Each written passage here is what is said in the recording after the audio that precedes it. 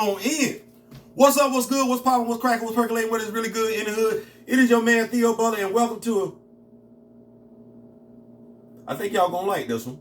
I really, really do. Avengers 41, Volume 8, episode of I Ain't Saying, I'm Just Saying with the road with minutes. Man, y'all clap that thing over. Oh, man, yeah. Before we begin, like, share, subscribe. If you like, leave a comment. If you don't like, leave a constructive comment. Why? Because the comments help grow. And if you know me, grow me, sharing is caring. So yeah, y'all stick around. I think y'all gonna like this. I chose this particular issue for a reason.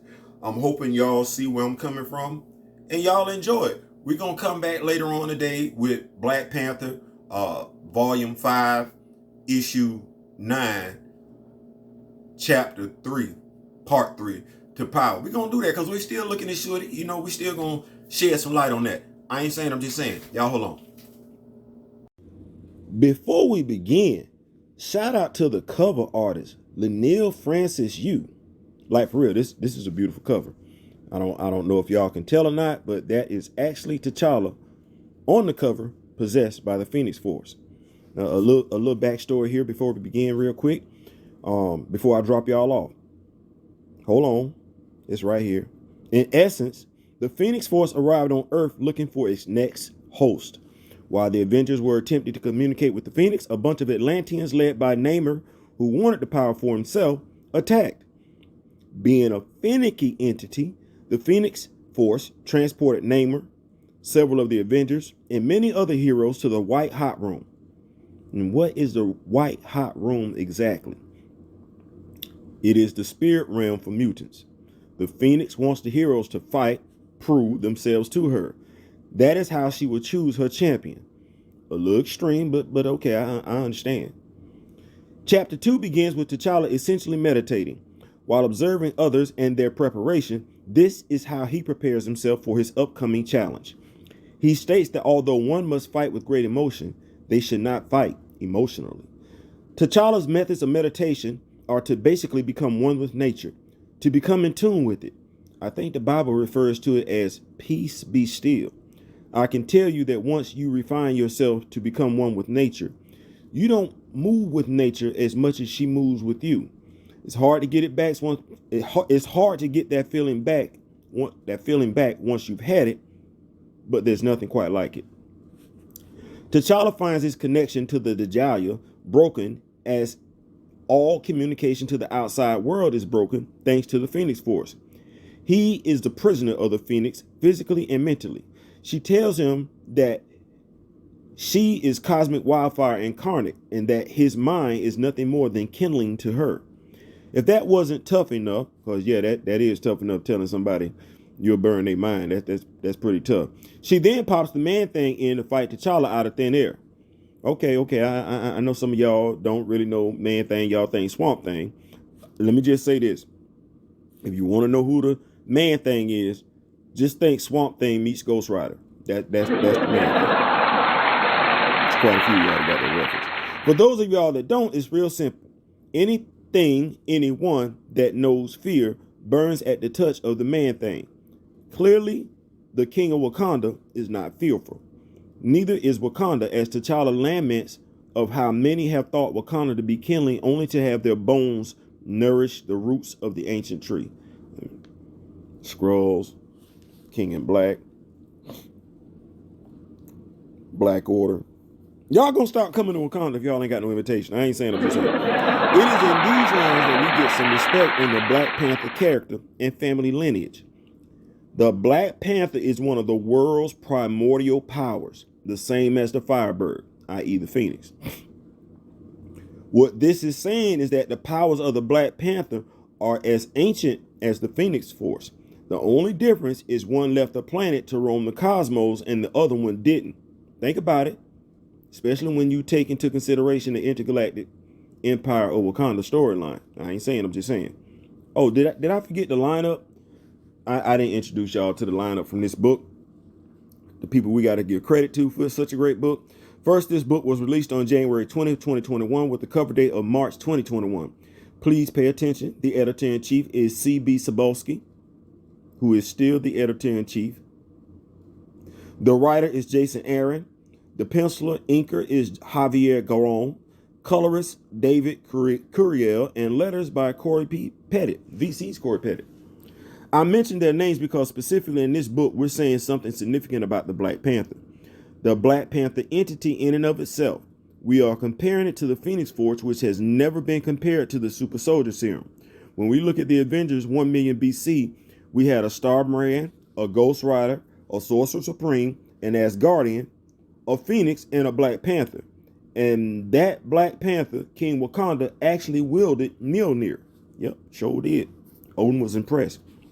From there, while asking for forgiveness from Baobab, that's the tree. I probably mispronounced that whole name, but you know, it's a whole bunch of Baobab, B-A-O-B-A-B. Y'all help me out. As he embraces the Phoenix Force, T'Challa makes short work of the man thing.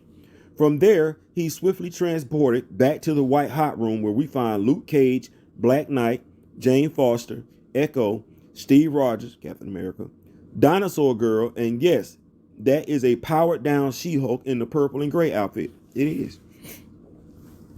The heroes converse as to where they are, the White House Room, how they got there, who they fought, who they aren't going to fight. Nobody wants to fight Devil Dinosaur Girl. Nobody wants to fight her because she's a kid. That's when Logan tells them exactly where they are and that this place is reserved only for wielders of the Phoenix Force. And Logan lets everyone know anyone planning on being the next Phoenix can catch these claws. Yeah. They can get it. While Cap tells Logan to chill with the threats, Dinosaur Girl reminds him that she's an honest to goodness fourth grader whose most expensive possession is a pair of roller skates. I don't believe that's her most expensive possession. I mean, this girl is smarter than Reed Richards, let them tell it. Logan ain't trying to hear it because if there's one person who desires the Phoenix Force out of everybody in that room, it's Namor. You know, seems like if I'm reviewing a Black Panther title and or book with a Black Panther in it, Namor McKenzie ain't too far behind. He makes his presence known as only he can by avoiding those who want to smoke while harassing those who are trying their best to mind their own business, if not take a nap. We see the sensible heroes trying their best to stay calm. One would have thought that Jennifer Walters in her human form would have been calm, but no. Jennifer in her human form wants all the Submariner smoke she can handle in her She-Hulk form. She do, like, how do you do that? But this is the White Hot Room, and no one fights unless the Phoenix Force says fight. And who it chooses to fight is Luke Cage and Jason Strongbow, aka American Eagle, in the Himalayas, specifically the mystical city of Kunlun. Just to help y'all out, the American Eagle is a Native American superhero who debuted in Marvel 2-in-1 Annual number 6, July 1981. We keep talking about inclusion, and yet all these heroes be right here. From there, we head over to the blue area of the moon where Shauna the She-Devil, Kazar's wife, Queen of the Savage Land, is taking on Lunella Lafayette's pet dinosaur. That's Dinosaur Girl. That's her pet dinosaur. Next page over, we see Jane Foster taking on the Orb in Subterranea. I can't imagine getting punched in the eye nor hit in the eye with a mace. I definitely can't imagine how it feels to have a giant eye for a head and it be hit by a mace. Like the whole crunch thing sound like he's either KIA or DOA, however you want to spell it. Then we move to Wundagore Mountain, where Hyperion is doing what Hyperion does. Boast and brag a lot. Like every book this dude is in, he literally, he talk more than Gladiator. He does. He more arrogant than Gladiator, and that's saying something because Gladiator is an arrogant cuss. Anyway, this guy is basically Superman with Black Adam's confidence, but unlike those two, more often than not, Hyperion's confidence is purely surface level, as he loses to Shang-Chi, who didn't even lift a finger. Like Shang-Chi is just sitting there meditating, and Hyperion taps out. Damnest thing. Why? Because Hyperion is more comfortable being naive and a complete asshole And there is no place for naivety nor being an asshole if you're the Phoenix Force. You got to be open-minded. I know, sounds crazy, but yeah. In Greenwich Village, we see Howard the Duck face off against the Red Widow. We're just gonna swing the camera away from the actual violence that ensues. Red Widow wins in a matter of minutes. Hey Nate, hey Ryan, and is transported back to the White Hot Room where we see the Phoenix tempt T'Challa. She tells him that the Panther she knew, King Wakanda, Black Panther 1 million BC, from her time was just a man who fought with glowing rocks who believed he could kill all of the Stone Age Avengers. That's basically how T'Challa feels today. He feels like he can kill everybody. Yeah. And as the Phoenix compares T'Challa to Namor, he reminds her that Wakanda is older than Atlantis. Put some respect on it. R-E-S-P-E-A-C-K.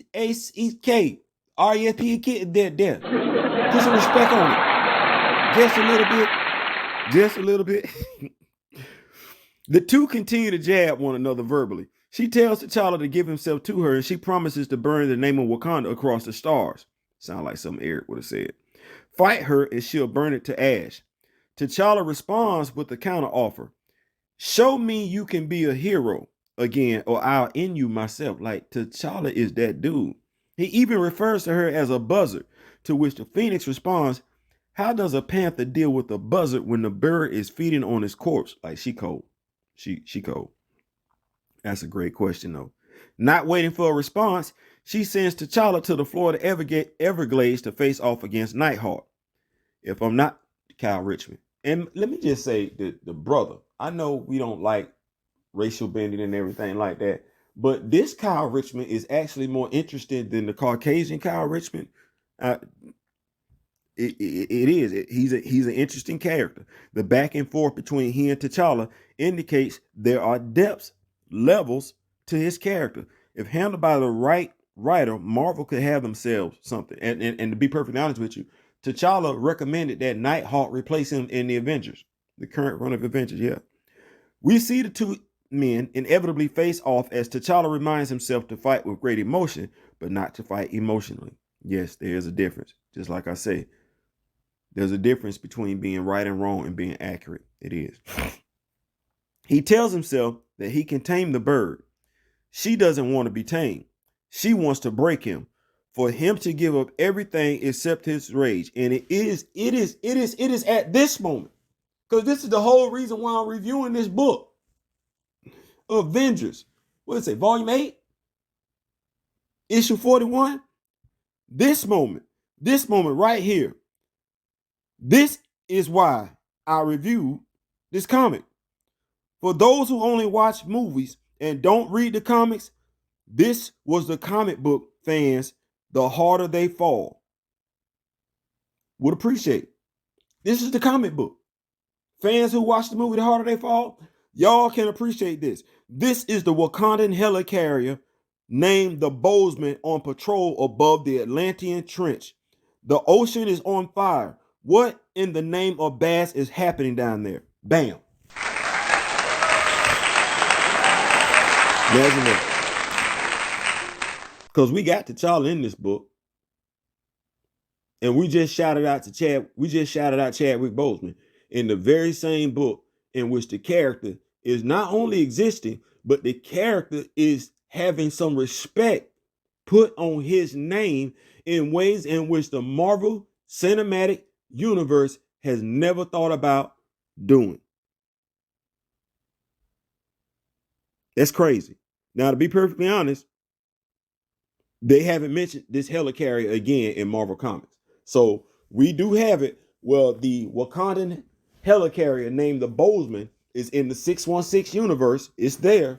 We haven't used it again. Should have a starship named the Boseman too, considering the intergalactic. Never mind. That Marvel, maybe y'all don't. Never mind. Cause y'all not gonna hire me because y'all mad at me right now. Anyway, cause yeah, that's honestly why I reviewed this book. Because there are a lot of stories you could tell with the Boseman helicarrier being featured in it. Anyway, at the bottom of the ocean, we find Maya Lopez, aka Echo, about to face off against Namor.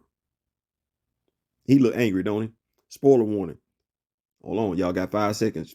4, 3, 2, 1. Namor loses. If y'all want me to review the rest of this storyline, if y'all want me to go back, review it, hold on, because I don't want to keep doing that to y'all.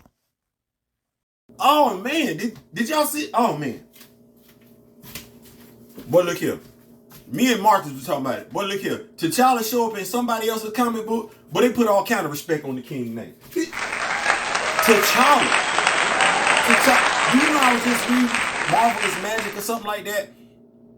When I was talking about how Kyle Richmond, you know, T'Challa had Kyle Richmond step in for him. You know, it's people actually, like grown men and women, who can go on their cell phone and leave a comment. Do you know it's grown men and women really do saying, articulating, uttering that T'Challa does not have any superhuman abilities? How?